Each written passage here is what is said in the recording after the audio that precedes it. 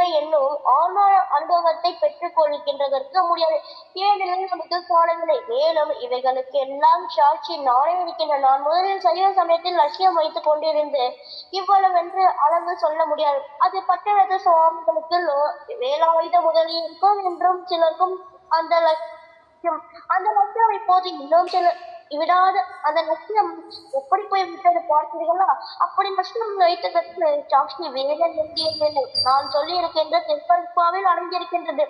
ஸ்தோத்திர திறங்கள் போதும். அந்த ஸ்தோத்திரங்களையும் மற்றவர்களுடைய அவைகளே அந்த ஸ்தோத்திரங்களையும் சபைக்கு கொண்டு வந்தால் அவைகள் சாட்சி சொல்லிவிடும். ஏன் அவ்வளவு மிகுந்த அம்சம் எனக்கு அப்போது இருந்தது என்றால் அப்படி எனக்கு அவ்வளவு கொஞ்சம் அறிவாக இருந்தது. இப்போது ஆண்டவர் எனக்கு ஏறாத நிலைமை ஏற்றி இருக்கின்றார். எல்லாவற்றையும் விட்டுவிட்டால் லாபம் இது. ஆதலால் நீங்களும் விட்டீர்களானால் என்னை போல் பெரிய லாபத்தை கொள்வீர்கள். இதற்கும் நாமல் வைத்துக் கொண்டு ஏதாவது லாபத்தை பெற்றுக் கொண்டார்களா? பெற்றுக் கொள்ளவில்லை. நான் அப்படி அந்த சமயத்தில் லட்சியமே இருந்ததை தூக்கி விட்டது என்றாலோ அந்த லட்சியம் தூக்கி விட்டதில்லை.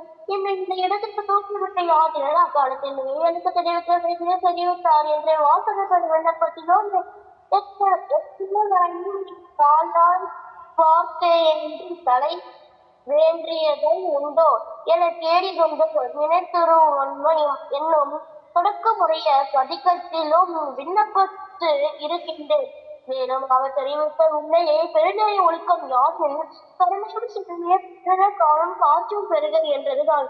என்னை ஏறா குலமிசை ஏற்றி விட்டது யாது?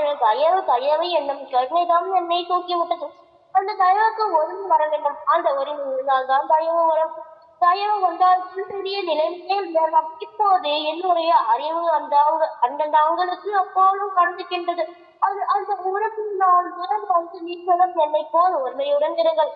என்னிடத்தில் ஒருவன் வசப்படாத முரட்டுத்தனமான எப்படி இருந்தாலும் நமக்கு நல்ல வார்த்தை சொல்லுவேன், மிரட்டு சொல்லுவேன், பெண்கள் விழுந்து சொல்லுவேன், பொருளை கொடுத்து வசப்பற்றி அல்லது ஆண்டவரை நிறுத்த பிரார்த்தனை செய்வோம். இப்படி எந்த விதத்திலாவது அவளுக்கு வர செய்து விடுவேன்.